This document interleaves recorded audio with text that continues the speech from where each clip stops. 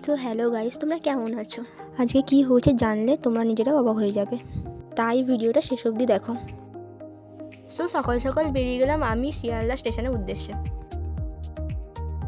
তারপর ট্রেনে উঠে দেখি সমস্ত সিটই রিজার্ভ হয়ে গেছে, তাই কিছুক্ষণ দাঁড়ানোর পর ফাইনালি সিট পেলাম, তাও আবার একদম ধারে।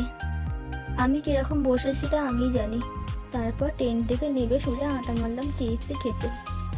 গাইস দেখো খালি আমার অবস্থাটা। তারপর আমি জ্যাকেটটা খুলে দিলাম কারণ প্রচণ্ড গরম ছিল। One eternity later. So finally আমরা চলে এসেছি কেএফসির সামনে, চলো ভিতরে যাওয়া যাক। সো গাইস আজকে আমাকে কেমন লাগছে তোমরা কমেন্ট করে বলো।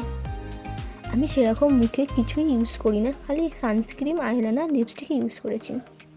তারপর যেহেতু আমরা 4 জন ছিলাম সেই কারণে আমরা একটা কম্বো অর্ডার দিলাম। A few moments later. So finally আমাদের অর্ডারটা চলে এসেছে। আমরা 2টো বাকেট, 4টে কোক, 4টে ডেজার্ট অর্ডার দিয়েছি।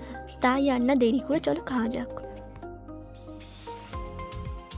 তো তোমায় যেটা বলবো বলেছিলাম, তো পাশে একটা দাদু বসেছিল, গলাতে তার সোনার চেন ছিল, একটা চোরেতে তার গলাটা চেনটা ছিঁড়িয়ে নিয়ে চলে গেল পুরো ট্রেন দিয়ে ঝাঁপ কেটে। তো তোমরাই বলো কিরকম।